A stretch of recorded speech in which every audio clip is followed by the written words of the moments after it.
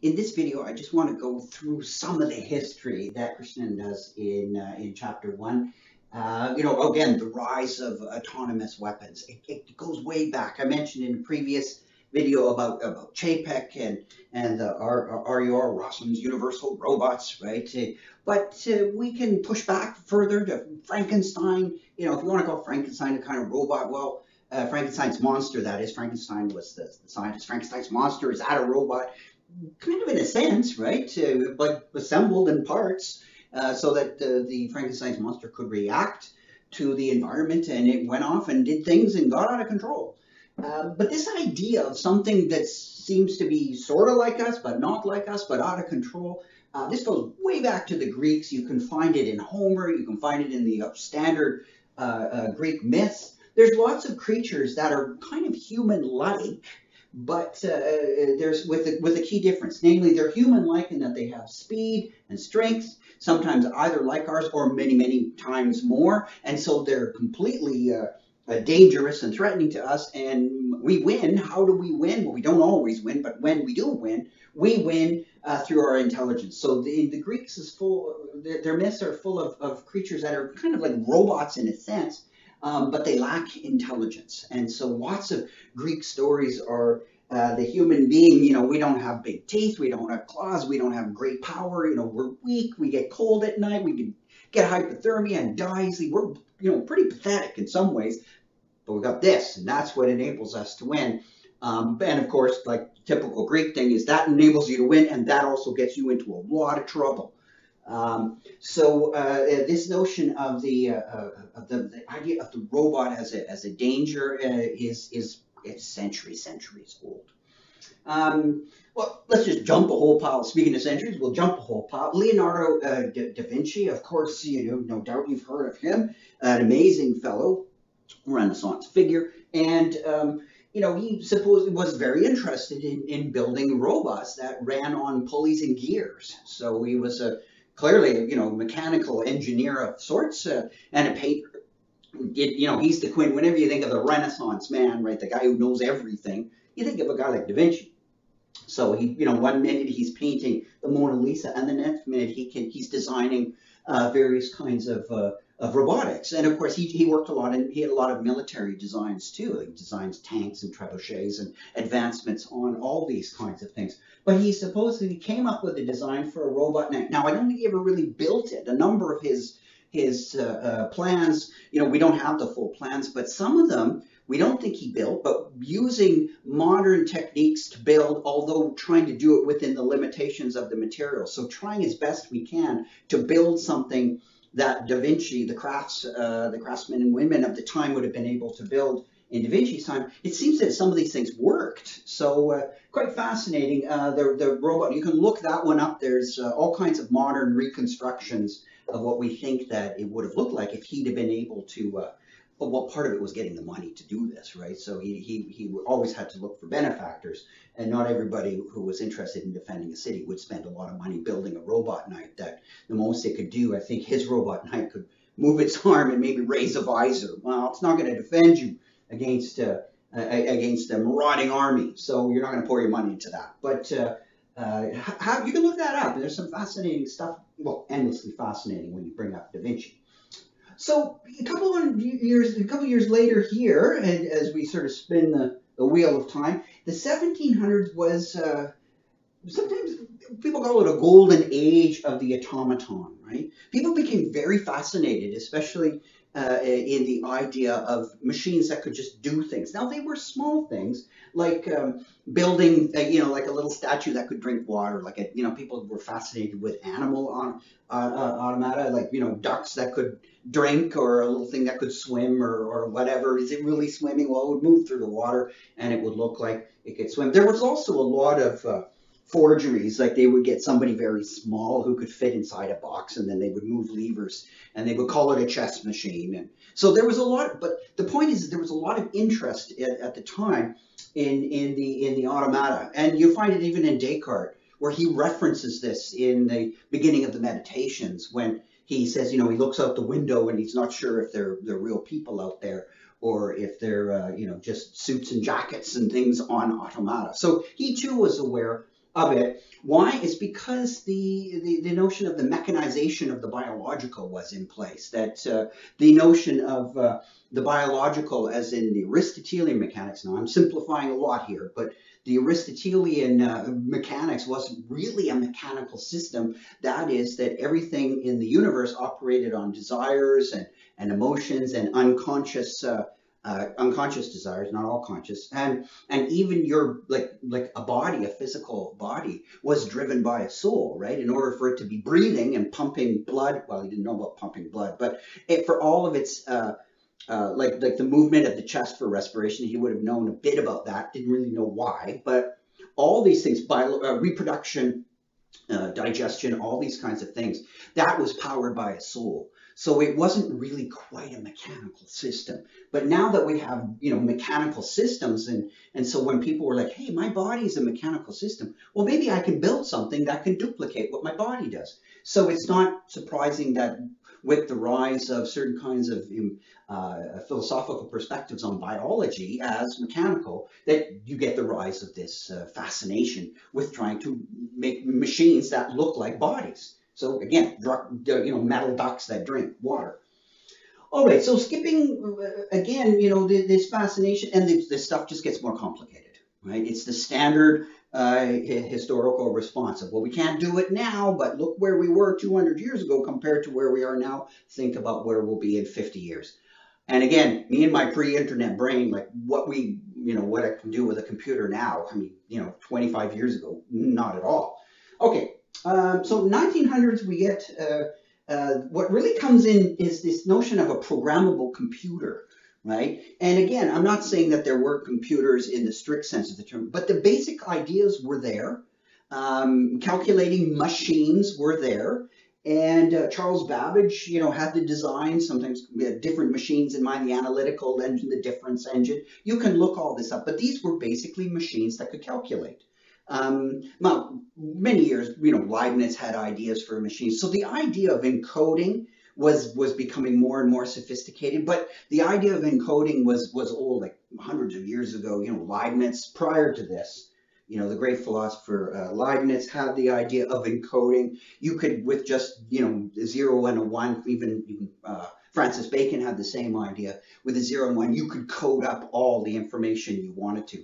So a lot of these ideas about mechanization, computers, they actually really, some of the ideas in various ways are extraordinarily old, but you just lack the technology to really instantiate them in machines. The 19th century, stuff's starting to come together. And so it's interesting. You have Charles Babbage, and he enlists the help of Ada Lovelace, who is an interesting figure because she was very interested in coding.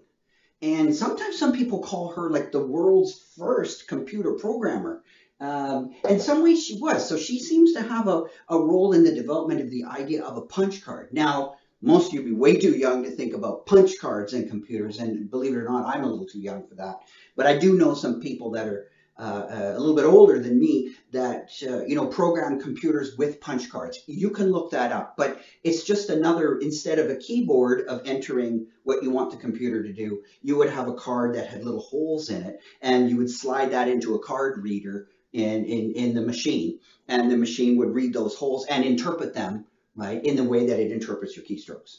So it's basically the same idea. It's how do you get the info into the machine?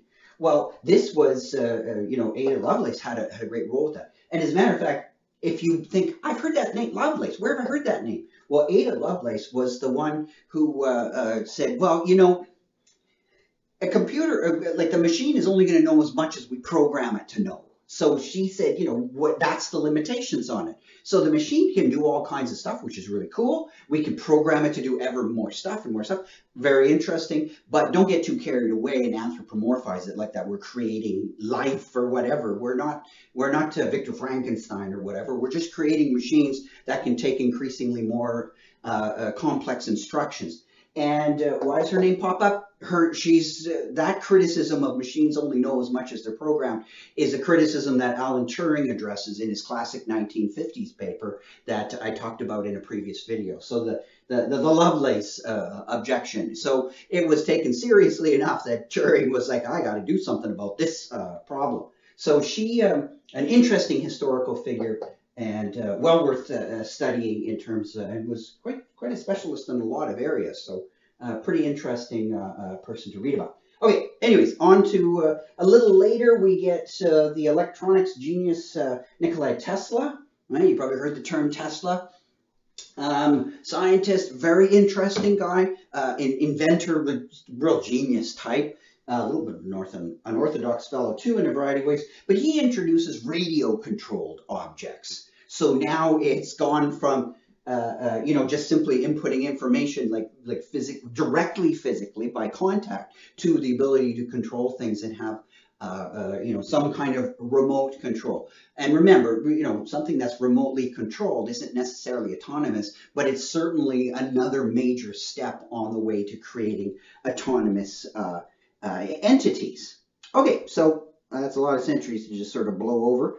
But so again, a lot of these products, like the Babbage machines and whatnot, they were never actually produced. But it seems when we go and, like with Da Vinci, and use modern technology to build these things, it seems like they would have worked. So had things been different in previous, like ability to construct something, we might have had computers before the 20th century, and who knows what they would have looked like. And again, not all computers have to be electronic. They can be powered by a variety of things. All you need is something to move and have options of 0 and 1 or on or off or whatever. And that could be powered through air or water or a variety of means. It doesn't have to be electronic. So you could have pneumatic computers and hydrocomputers as well. It sounds a little odd, but it can in principle be done. Would it be as fast? Well, that's a different story. Okay, so but Tesla thought that he was going to have this work called, which he called teleautomatics, right? That it was going to revolutionize warfare, and he thought by bringing in all this stuff, it would just escalate warfare, and he said that would be kind of a good thing because everyone would be so upset by how remote weapons and could be deployed, and it would be just absolutely horrifying that people would say we have to find a different way to settle our differences, or we're going to destroy everything. So Tesla thought that in his sense, robotics was the key to eliminating war because it just made it too unbearable. So the idea was not in the just war theory is to sort of limit it. It was to just crank it right up to the ceiling so that everyone says, okay, that's enough. And perhaps that's a bit of what happened with, in a smaller way, with the use of atomic weapons, because they were used, but countries have not been throwing them at each other ever since that. So that was sort of the thinking, seems to have been at the back of Tesla's mind. Now, I mentioned atomic weapons. Okay, so during warfare, development goes off the rails, right? So in World War, so now when we hit, so in the late 19th, early 20th century, we're now in the time of World War I. So here we're getting the appearance of things that we would now call torpedoes and missiles, right? So a radio-controlled kind of boat or whatever that was full of explosives. You could rig it up where you could detonate it from a distance in an enemy port. So that's the whole idea of a torpedo. Flying, quote unquote, flying bombs were emerging. So it's kind of too bad with all the human intelligence that we end up just devising better ways to kill each other, more efficient ways, that is. So that's kind of depressing, but that's what humans tend to do. So we've got those developments. So you have this remote control era in World War I. So some really sophisticated stuff was invented then. And then World War II, of course, we always hear to talk about, the bombing of London with various rockets. So we have the V1, V2 rockets that were developed in Nazi Germany at the time, and because they had a very highly developed missile program and robotics program there. The Allies, not so much. That is, the United States and Britain did not. They found that with their aircraft, they could deliver a bigger payload and more efficiently than a lot of automated weapons, because they were working with remote control and radio, and the guidance systems weren't that good. So the accuracy of these V2 rockets was pretty terrible. I think it was something like they would miss often by up to about 7 or 8 kilometers. So it was, and they weren't ever sure where they landed. So if you threw one of those rockets over, you weren't sure if it hit the city. You'd have to wait for the news reports from the other side to know where it struck. So not exactly a terribly efficient way. Expensive to build, and they were not that accurate. Whereas the Americans and the British were using bomber runs, and again, much riskier for human beings, at least their soldiers. And much deadlier. So the development of this kind of weaponry in let's say Britain and the United States came later, and it is connected, yes, with the movement of scientists out of Germany and into what was then the Soviet Union, as well as the United States and Britain. So lots of high-tech work during the Second World War came in through Japanese inventions as well. Why? Well, think about it. There was, Hitler and all of his generals. They needed, special kinds of advantages in order to win this war. That they were on the losing side, and they knew it, and they were trying to come up with special kinds of what they call Wunderwaffen, wonderful or amazing wonder weapons, Wunderwaffen. And okay, so that's what you found in those, but not so much in the American side of things. Okay, so just a little bit more, and I'll carry on in the next video.